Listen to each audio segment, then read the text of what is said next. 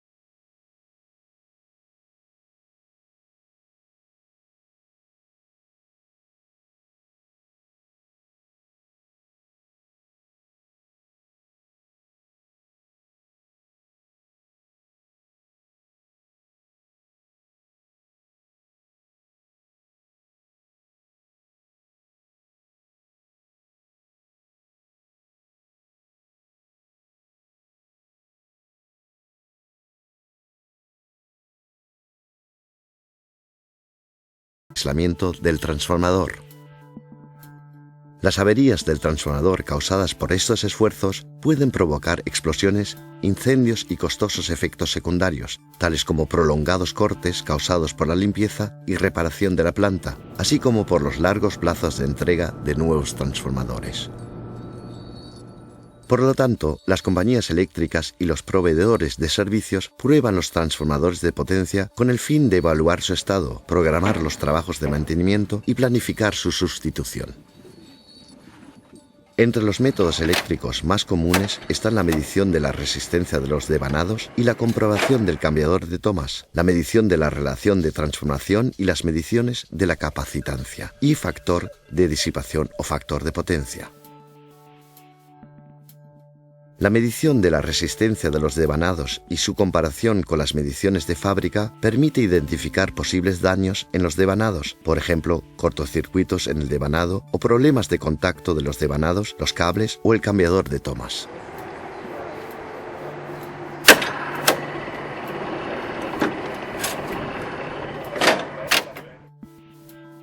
La medición de la relación y la corriente de magnetización ayuda a identificar los cortocircuitos entre las espiras del devanado.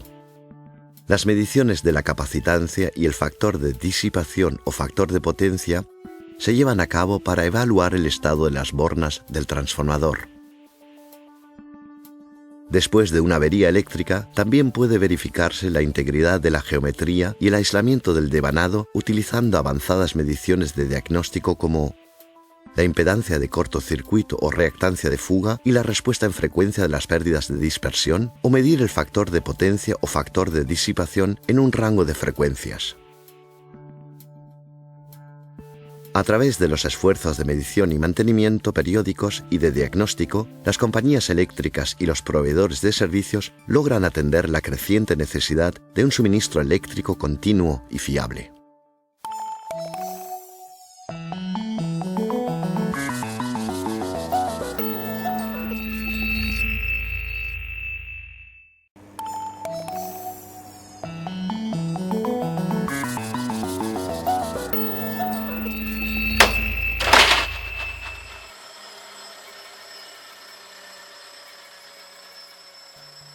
Los interruptores de potencia permiten controlar el flujo de energía conectando y desconectando corrientes de forma segura en todos los niveles de tensión de la red eléctrica.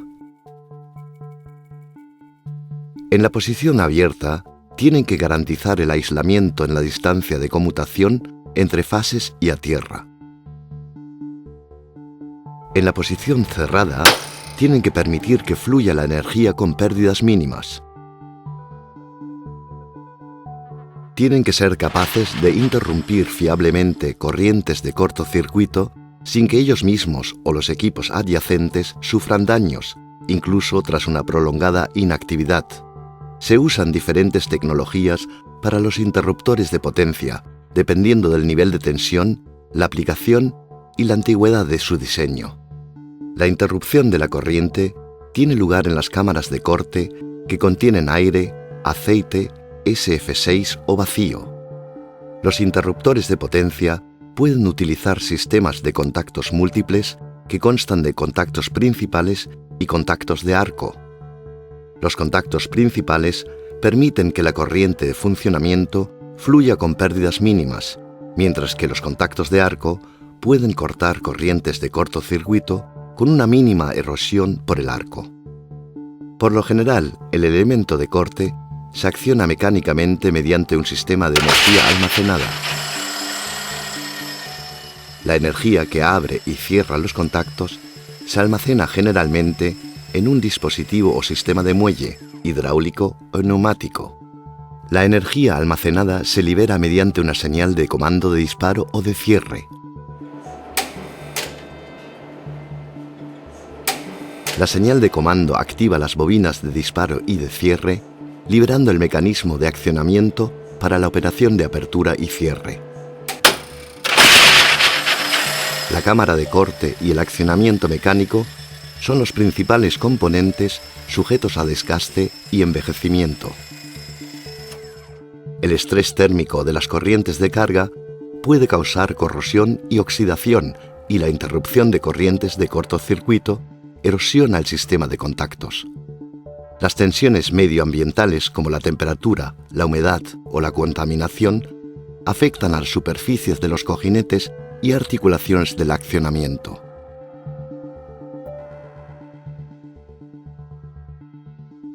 Los componentes auxiliares, como las bornas, también están sujetos a envejecimiento por estrés eléctrico. Para garantizar el correcto funcionamiento de un interruptor de potencia durante su vida útil, se realizan pruebas de diagnóstico como la de resistencia, sincronismo, mínima tensión de arranque, carrera y factor de potencia.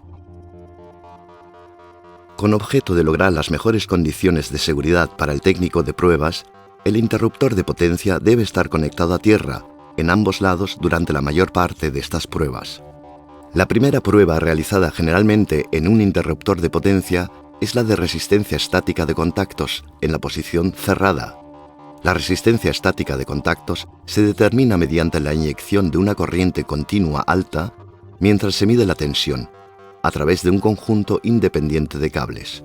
Un análisis de los tiempos de apertura y cierre de los contactos del interruptor de potencia puede validar el desempeño mecánico.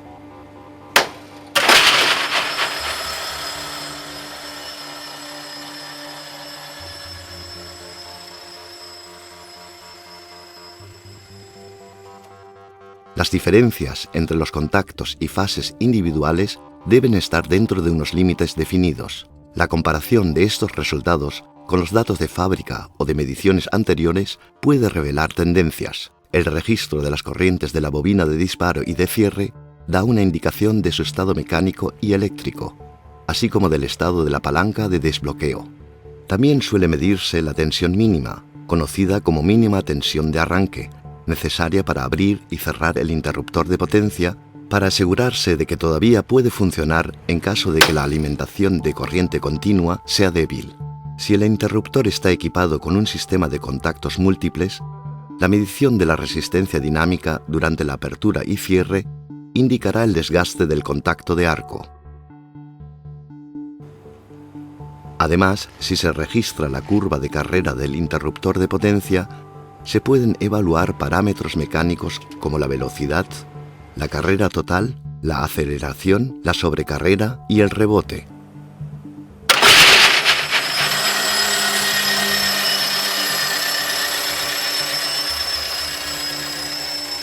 Mediante estas mediciones, el operador de la subestación puede comprobar si el equipo está en buenas condiciones de funcionamiento o puede iniciar actividades de mantenimiento.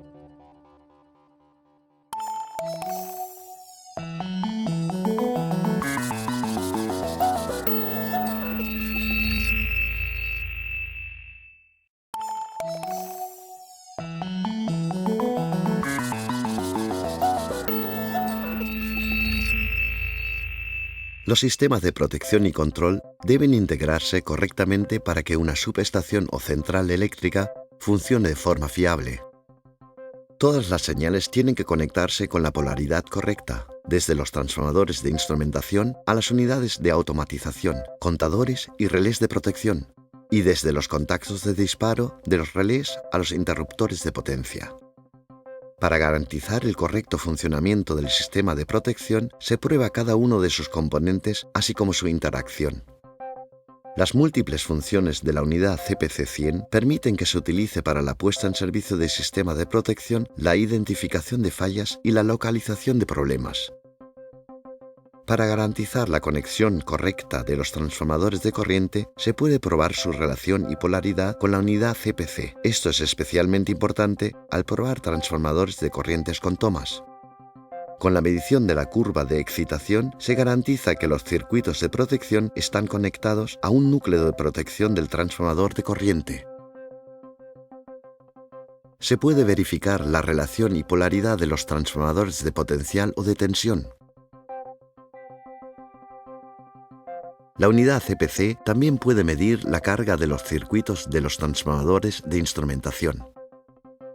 Mediante la inyección de una señal de prueba en el lado primario de un solo transformador de instrumentos y la comprobación de la lectura en el relé, se evita el cableado incorrecto de las fases y se permite la verificación del ajuste de la relación del transformador de instrumentación en el relé. Para la comprobación de la polaridad de la señal en todo el cableado secundario y sus terminales, la unidad CPC genera una señal en diente de sierra y la inyecta en un transformador de instrumentación. A continuación, se usa el comprobador de mano CPOL para verificar la polaridad en todos los puntos de conexión.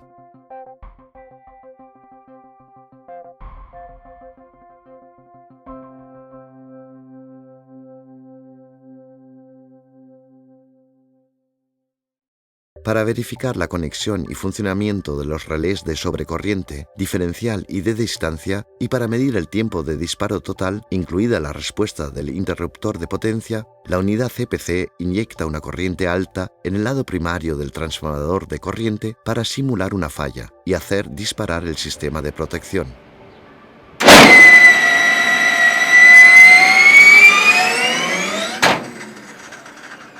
La unidad CPC puede probar la integración de un sistema de protección y control en una subestación o central eléctrica, probando todos sus componentes principales y sus interacciones. Todo esto se puede realizar con la alimentación eléctrica de una toma de corriente monofásica.